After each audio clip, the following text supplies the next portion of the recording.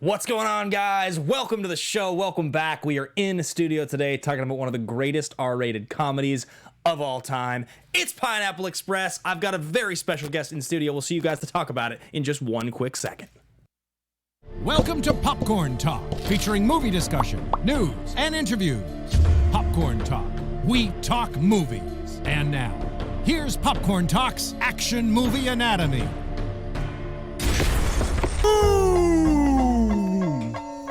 Yes! There you go. That's hot. That's hot. We're here, guys. We're back. We're in studio. We're talking movies. This is exciting. It's Popcorn Talk. I got a special guest.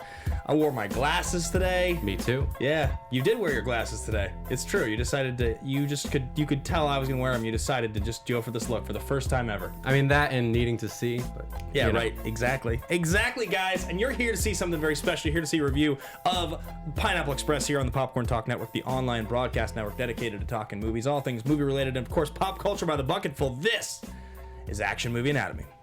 First time guest on the desk today. First time, well, yeah, you've been on the show before, but first time co-host, co-pilot of the show, associate producer of the show, Mr. Brandon Hanna. Let's give him a round of applause here, guys. Thank you. Yeah. Welcome to the show, Brandon. How you feeling today? I'm feeling great. Happy to be up here on the desk. Yeah, this is exciting. Yeah. You've been you were a fan, then you were the intern. Now you're a competitor in the movie trivia Schmoedown. Brandon, the Hitman Hanna. That's right. I'm a fan of your character, and we introduced you with film physics recently on the show, and now here you're on the desk filling in for Andrew Guy. This is your audition to replace him while he's out of the country.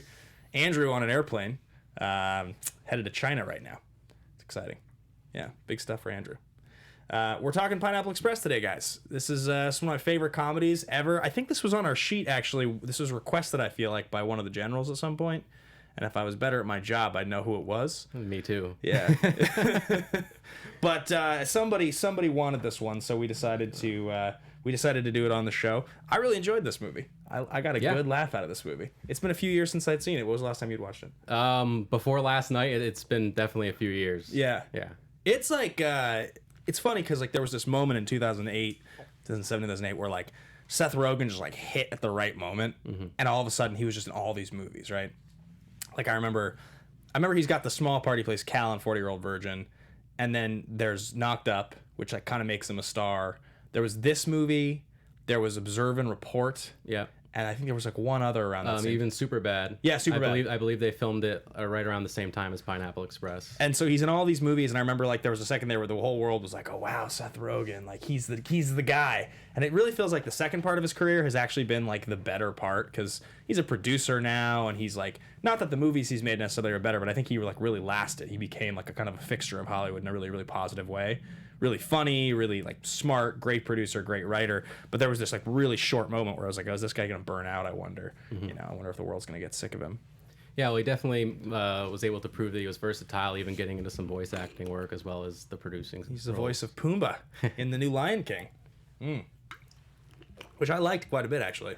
I've seen some of the reviews have been kind of polarizing. I enjoyed it, and I specifically liked him. He's great in it. So.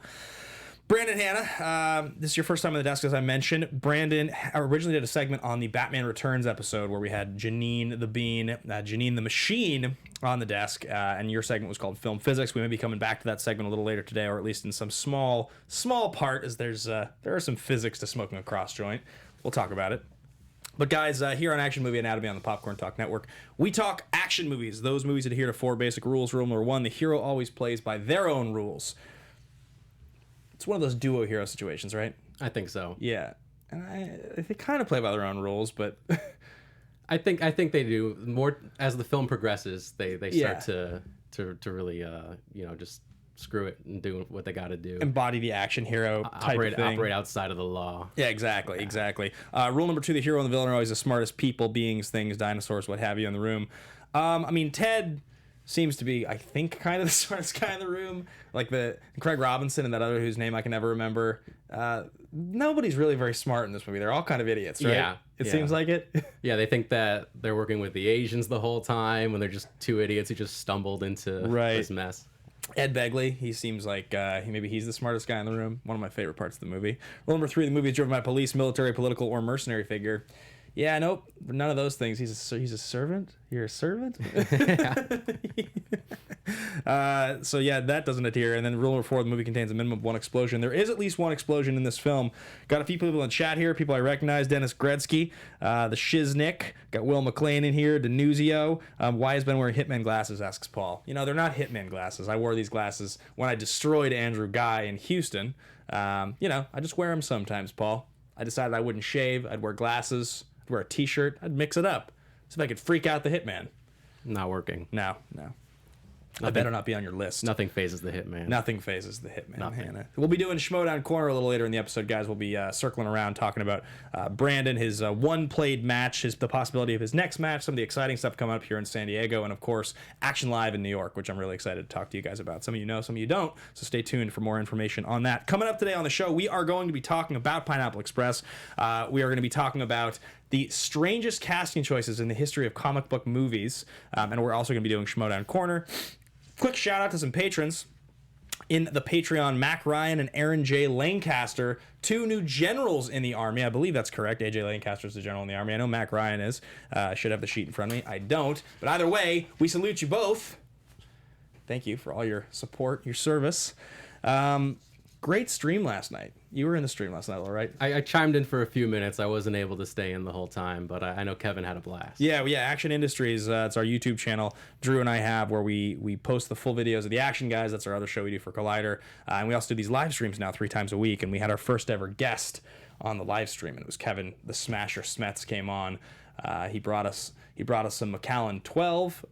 Paul and Richard sent us custom AMA 200 glasses.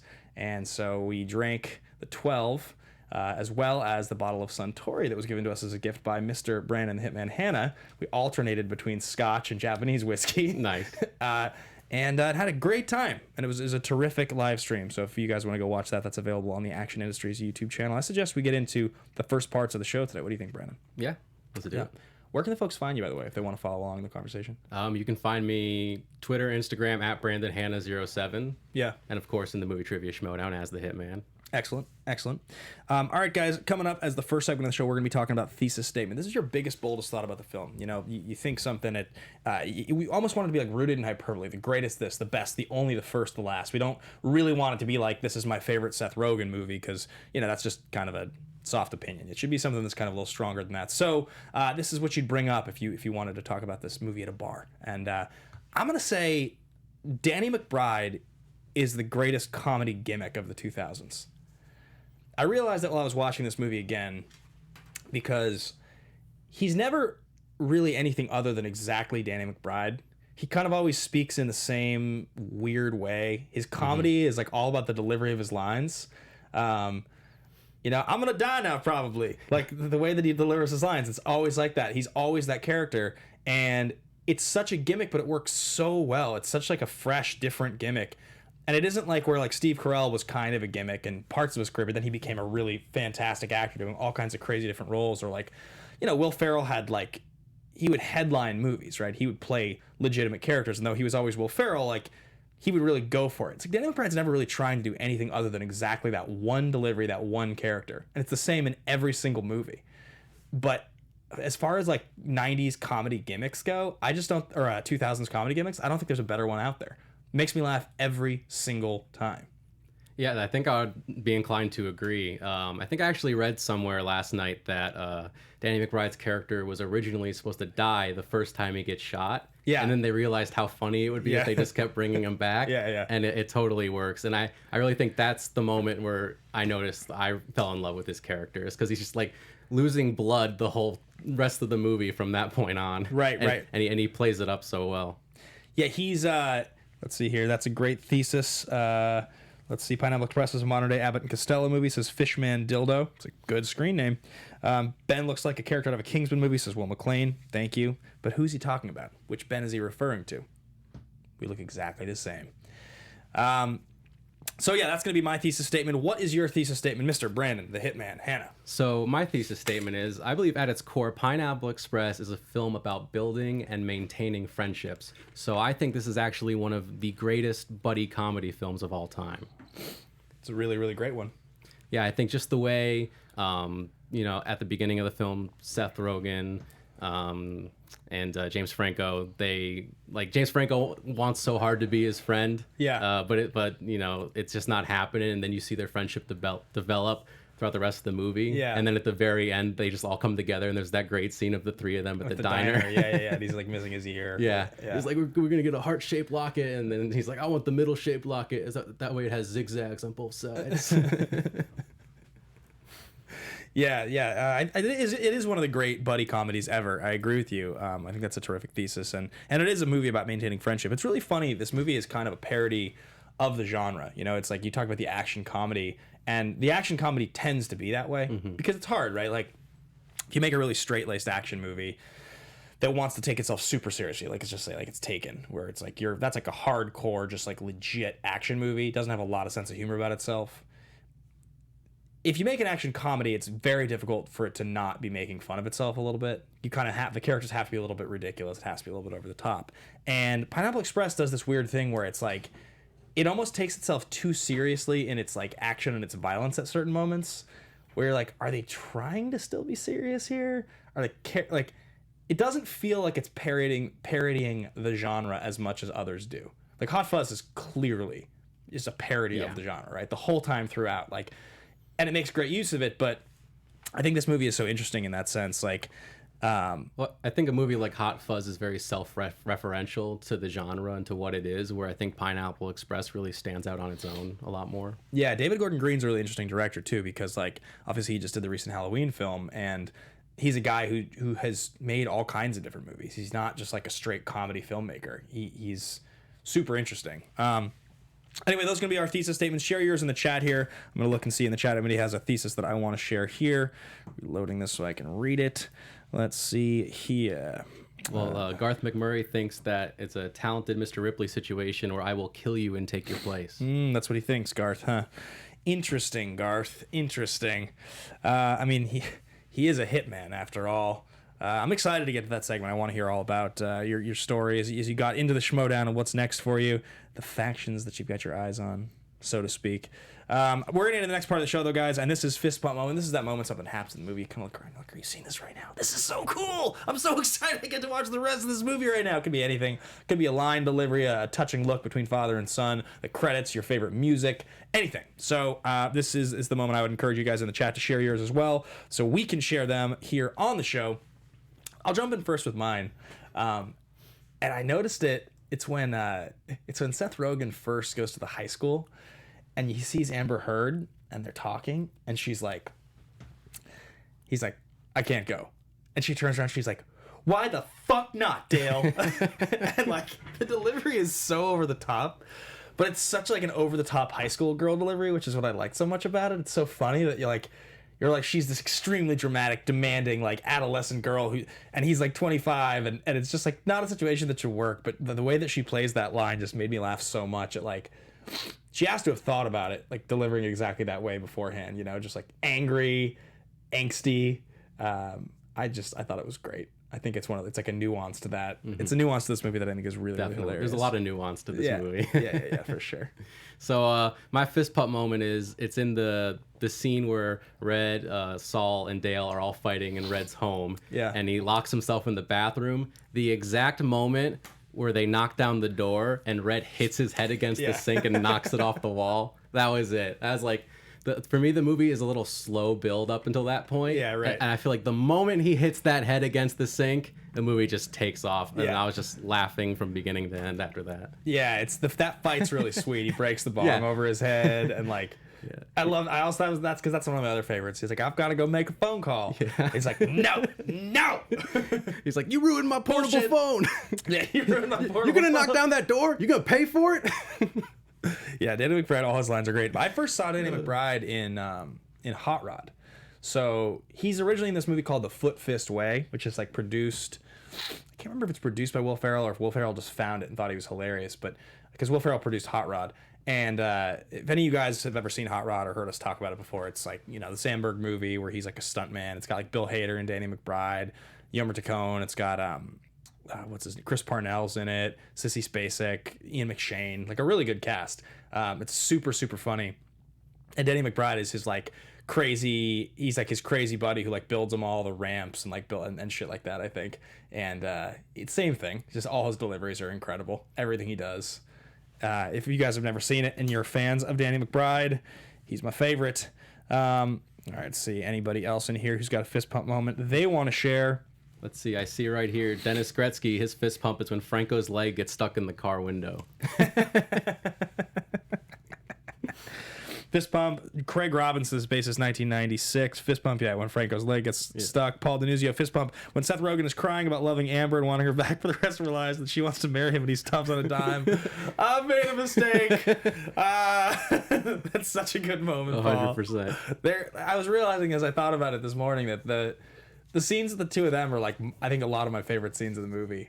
Because my other fist pump moment, I think, is actually... I want to save it. No, because I have a different favorite line. So my other fist pump moment is when they're in the house and Ed Begley gets the gun, and he's like, "If either you two move, I will take you outside and fuck you in the street." They're like, "No, don't fuck anything." Yeah. It's the best thing ever. It's so good. I've always thought that line was so good. There's so many weird but like hilarious lines in this movie. Yeah. All right, guys, we're gonna continue moving through the show here. Those are fist pump moments and thesis statements. All right, let's get into star profile. See where these guys were in their careers. It's a beautiful outline prepared by none other than Brandon the Hitman Hanna, associate producer of the show. Sorry, guys, I'm sniffling all over today.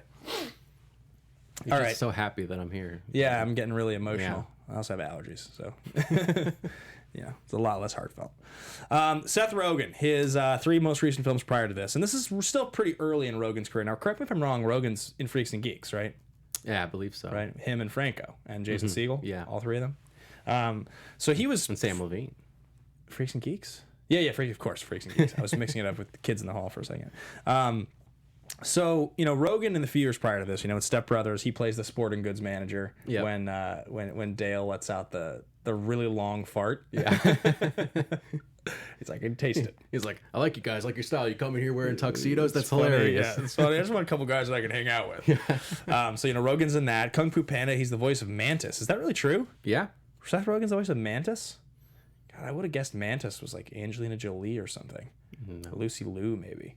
You're 100% on that? I'm 100%. Would I make a mistake? Come on. Maybe. I don't know. I'm just testing you. And then in Horton Hears a Who in 2008, he's the voice of Morton, which is a film I've never seen before. And then prior to this, as I mentioned, he's in, obviously, A 40-Year-Old Virgin in 05 or 06 or something like that. And then Superbad, Knocked Up. So he was on a run there for a few years. I think Observe and Report was maybe 2009 as well.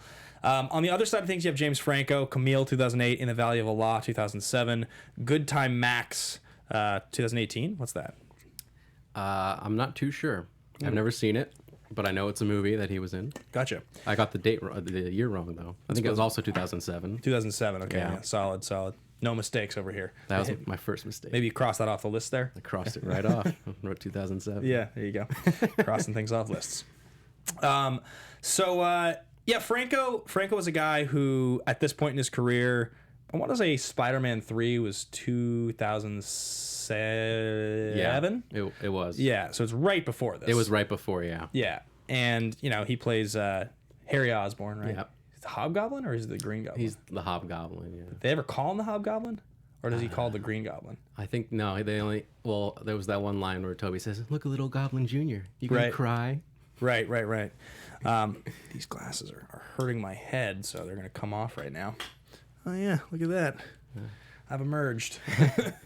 So Franco at this point in his career, I think, was still sort of up and coming. I don't think he had really cemented himself as a comedy guy yet. Like he was the comedy guy. Because I feel like, and then he had a run in there as well with 127 Hours, but I almost think he's most synonymous now with comedy roles. Yeah, I think this was really the beginning of that trend. Yeah. But he was also just starting to direct films himself too. I think he did direct Good Time Max. Okay, gotcha.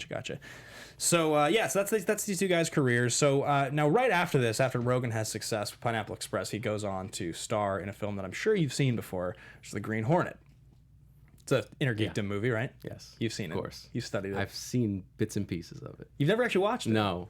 But you have notes on it? You're aware of it? Oh, I'm aware. I'm aware of everything. So if I was to ask you a question on the Green Hornet, is it possible that you'd get it wrong right now? It's possible. Wow. Weak spot. This guy's gonna have to study up on this one. I can't believe this. Watching it tonight. Yeah. So a couple that we wrote down here. Brandon and I are going to do the top 5 weirdest / worst casting choices in the comic book movie genre. I don't know if you brought any of your own to this, but I wrote down a handful here that I thought were pretty strong. I think you hit all the ones that I was going to suggest. So. Special shout out, honorable mention, Will.i.am as Kestrel in Wolverine Origins. That's a terrible film. And it's the worst. It's not even that he's that bad in that movie. It's not at all. It's more just that, like, why does he exist? And also, why'd you cast Will.i.am? He, like, looks pretty out of shape.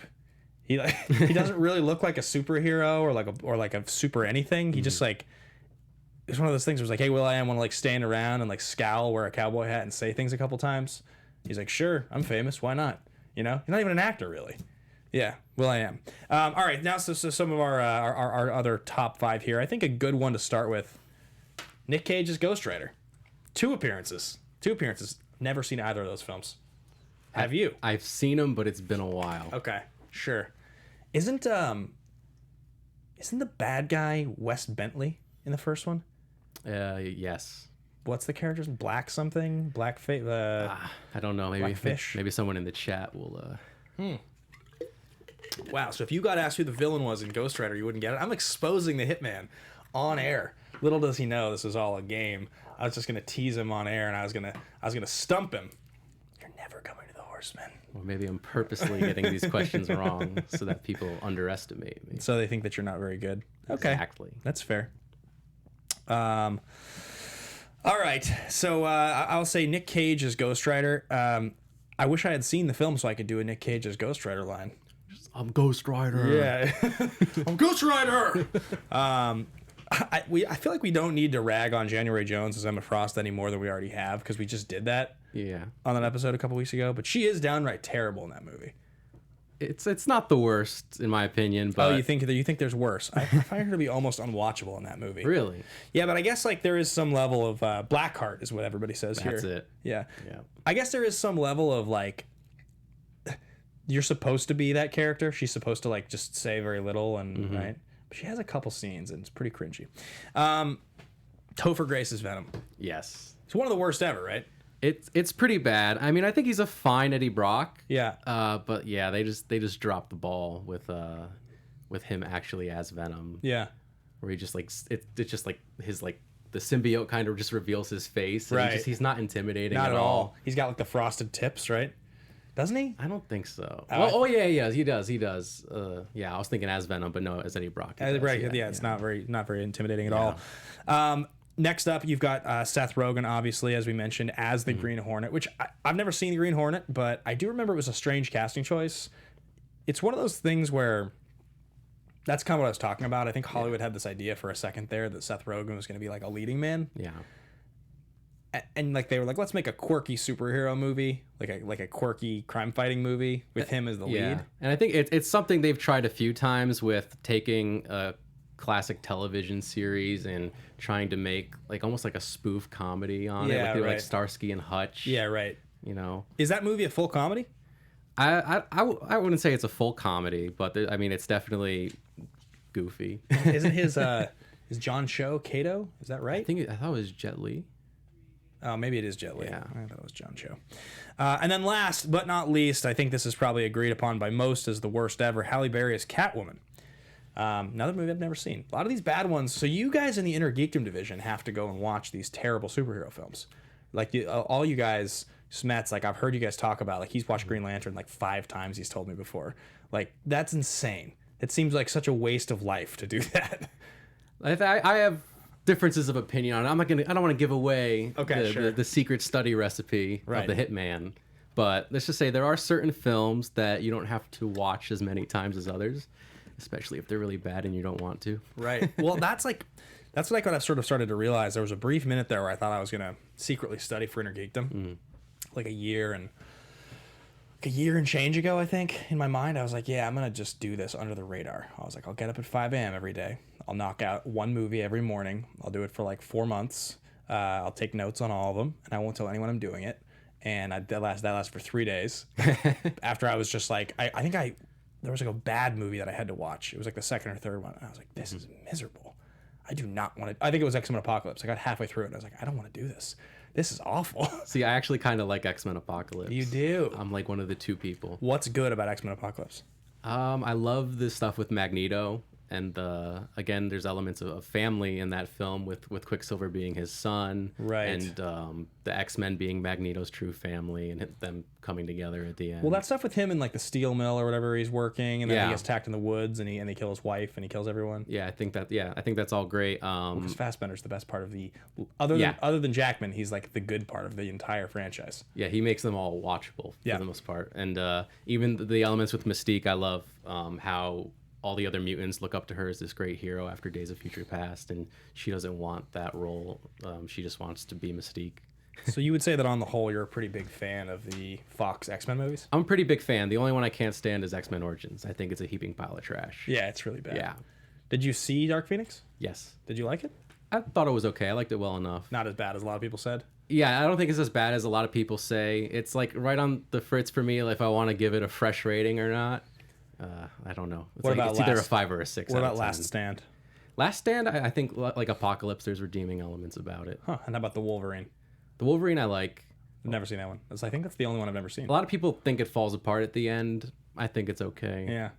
I've been meaning to eventually watch that. I know one. Kevin Smets is a big fan of the Wolverine. Yes. Yeah, interesting. I just love Jackman, and I love Mangold, so it's surprising that I've never watched that movie. But maybe someday I'll come for you guys and inner geekdom, and I'll try it. Good luck. Yeah, says the hit man. We were joking about you last night on the stream. That picture that you posted of yourself wiping down the table. That was Janine. Janine posted that. It's like one of my favorite things in the world. I still do clean that table. No, I know, but I think the funniest part about it is that even though you're cleaning the table in all seriousness, I like that you have this look in your eye. Like you're playing a part. But in reality, you were just behind the scenes helping out for a second. Yeah. It's pretty fantastic. So, all right, guys, coming up next on the show, we are going to talk a little more Schmoedown and something called Schmoedown Corner. And your winner, by way of knockout, Yeah, it's a good soundbite. It's pretty good. I'll give it to you. It's a really good clip. That was a wonderful moment for me.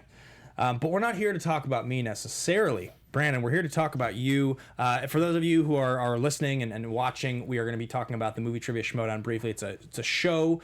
Previously was featured by Collider. Now is just on the Movie Trivia Schmoedown YouTube channel, and it's basically movie trivia meets WWE. And Brandon is a competitor in the league. So am I. So is Andrew. You guys have heard us talk about this a lot. Brandon competes in Inner Geekdom, which is all the movies we're talking about. So Star Wars, Star Trek, Lord of the Rings, Marvel, DC. You got one match under your belt. It was a 4-way. That's true. Five people? 4 people? It was a 4-way. Okay. Yeah. You knocked out in the end Chance Ellison?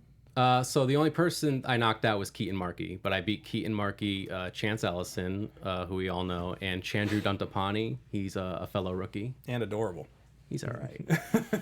He lost. Yeah, he did. He did lose. I crossed his name off my list. Yeah, okay. The Hitman crossed his names off. So now that you've taken on, you've got your first win under your belt, people are talking about you like you're a force to be reckoned with. Do you have any awareness of your next match, or is that not out there yet? We can't talk about it.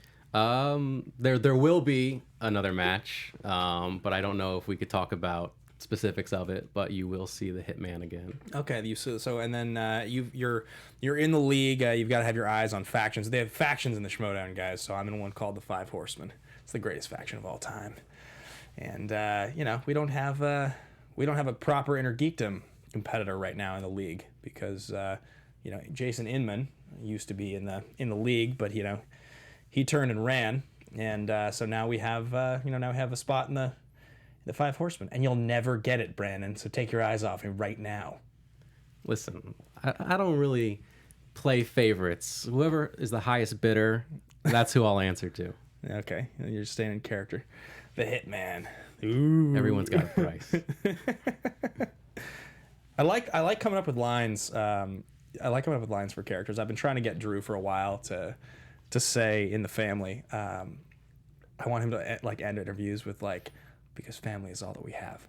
And he's never said it before, I don't think. But I've always thought it'd be an awesome line. I think about catchphrases all the time. Yeah. My personal go-to now is when your name ends up on the list. It gets crossed off. It gets crossed off. Right. You got to pause before you say it gets crossed off. I remember in New York back in February when I came out, my final line, I think I said what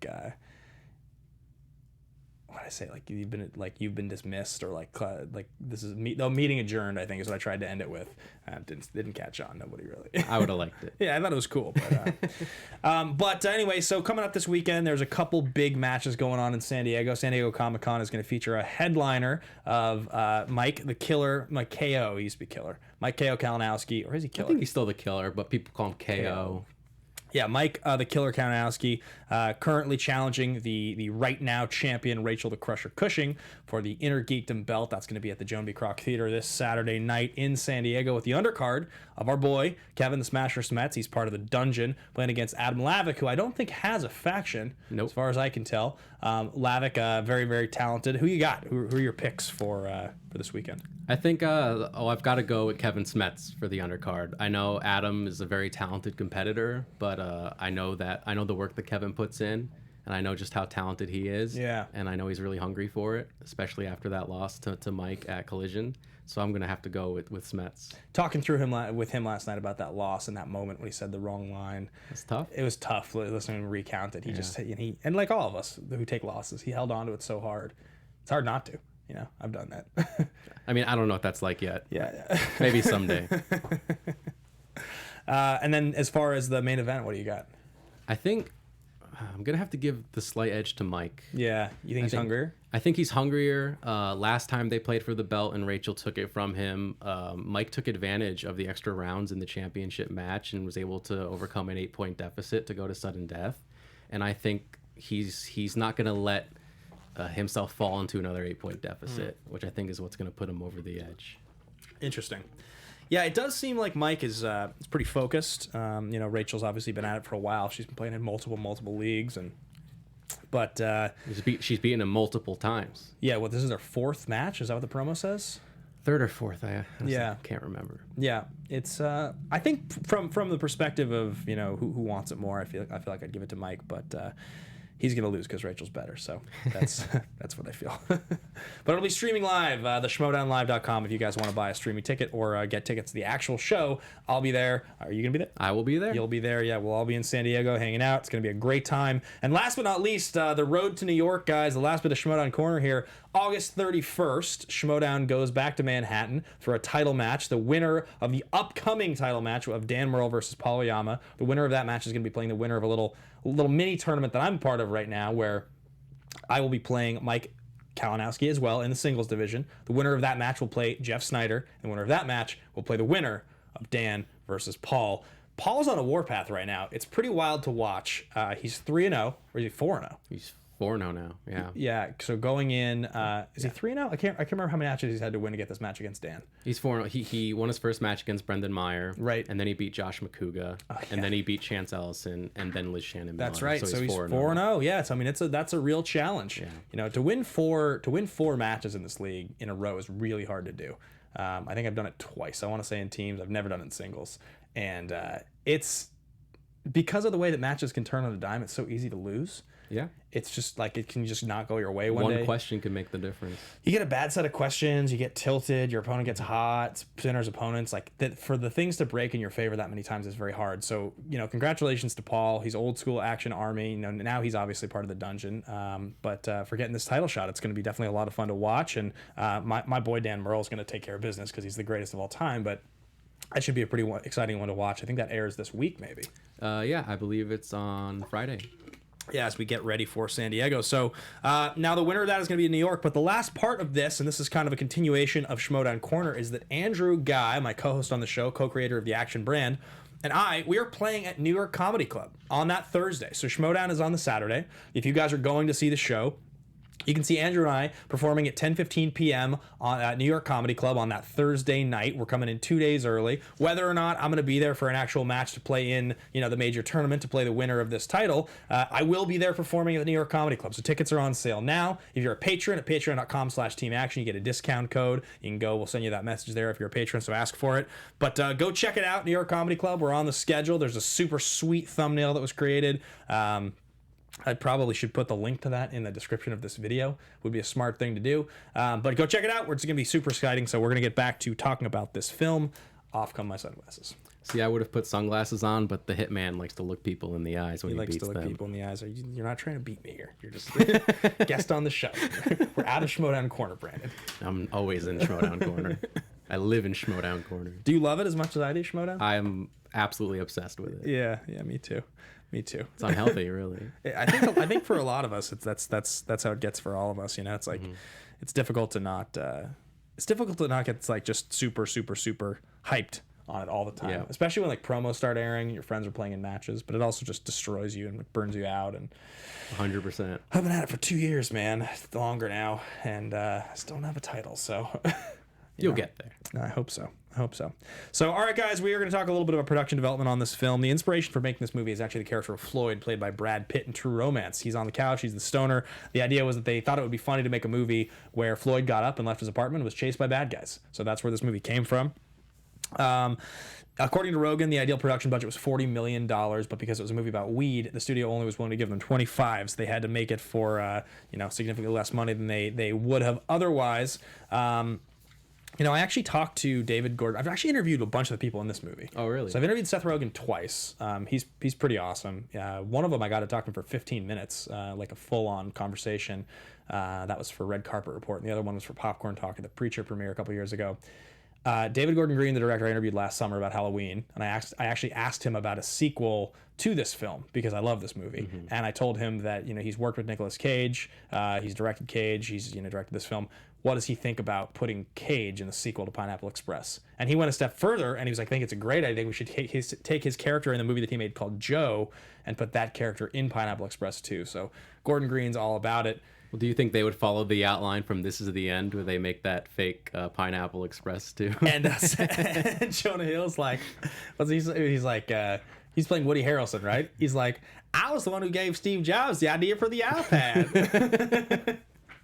I want to find a way to cover This Is the End on one of these shows. It's one of my favorite comedies. Dear God, it's Jonah Hill from Moneyball. Yeah. I love that line. It's so funny. You're supposed to be an Oscar-nominated person. Yes, but the people in this film are all super talented, super creative, and a great group. Seth and Evan Goldberg, who is Seth Rogen's producing partner and co-writer, have worked on a ton of different stuff together. Everything from Preacher to they produce almost all of their films together. And David Gordon Green, the director, co-wrote the film with Danny McBride, but he also co-wrote Halloween with Danny McBride. Yes. Yeah. So he's like, they work together, and like I said, they go in and out of genre. I believe they pitched the idea for the Halloween sequel together. Yeah. Yeah. It's a good sequel. I like that Halloween I'm a movie big fan, actually. Yeah. Yeah. I've never seen the original. Really? Yeah, so on my 100, wow. 100 films I missed list this project I'm doing this year that I've been tweeting about for the last little while, I'm like 35 movies into it now. One of the major weak spots was the original horror films. So I'd never seen Nightmare, I'd never seen Halloween, I'd never seen Friday the 13th, and I'd never seen Child's Play. So I think all four of them are on the list. And I'm actually going on a podcast hosted by Hunter A. Chambliss, one of the Action Advisory Board members, talking about, I think it's Friday the 13th. I'll have to check because I have to watch it before the podcast. It's either Friday the 13th, the original Halloween, but I think it's Friday. Okay, yeah. So I'll be watching that. Outside of Inner Geekdom, horror is my next biggest fandom. Okay, I'm a huge gotcha. horror geek. So, Yeah, it's never been a big strength for me. That's always, I always miss questions on horror. So, all right, guys, we're going to continue moving through here, talking about critical and box office. This was released by Sony Columbia. August 6, 2008 was the opening date.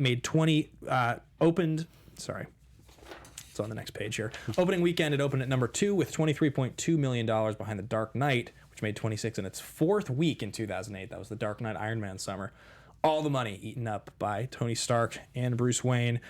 This movie made a domestic total of $87.3 million, 14.3 foreign, for a total of $101.6 million. Now, on a $27 million budget, even if they throw in another 14 to 15 for marketing, that's still a pretty good take, which is why they made Your Highness. And then never made another movie together. Woof. It's another one I've never seen before. You don't have to. You watched it? Yeah. Yeah, supposedly really horrible. It's terrible. It's like unwatchably bad. Almost. I watched Holmes and Watson on the airplane last week, and that was unwatchably bad. It was what's the worst Will Ferrell movie I've probably ever seen.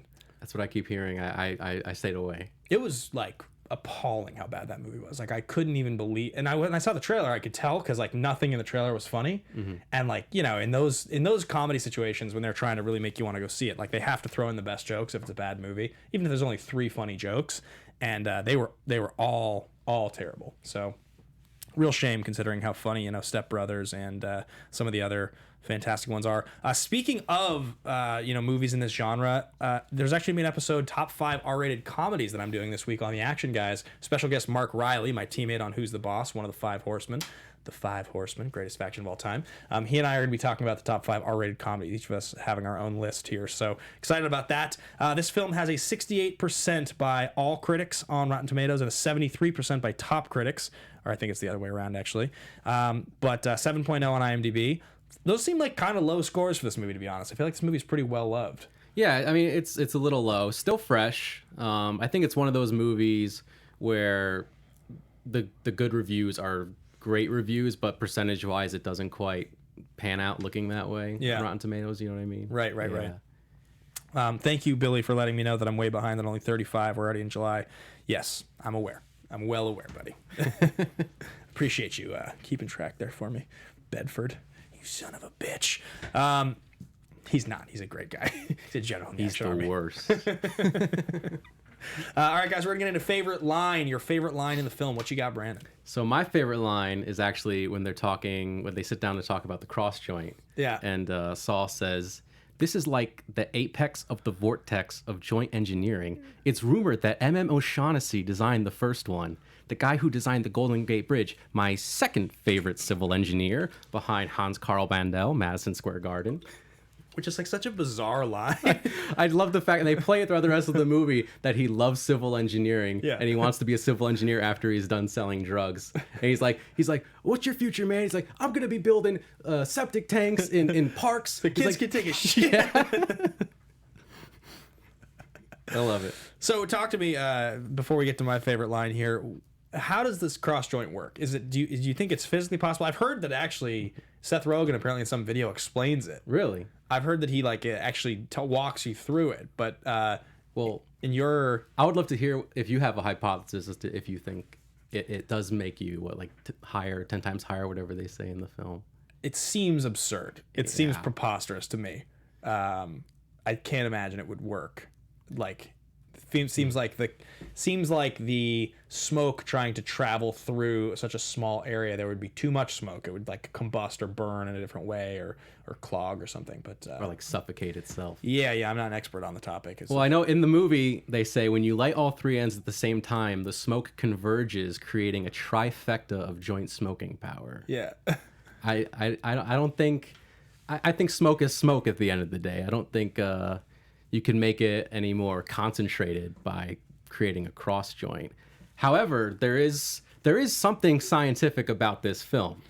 Now, this actually comes from Seth Rogen on Twitter last year. He tweeted different facts about the behind-the-scenes production of the film in honor of its 10-year anniversary. And he tweeted that the name Pineapple Express was around years before the movie. It's a Hawaiian weather system that sometimes hits the Pacific Northwest, which is where we're from. Evan heard the name and said, "That would be a great name for a movie." Years later, we found a perfect fit.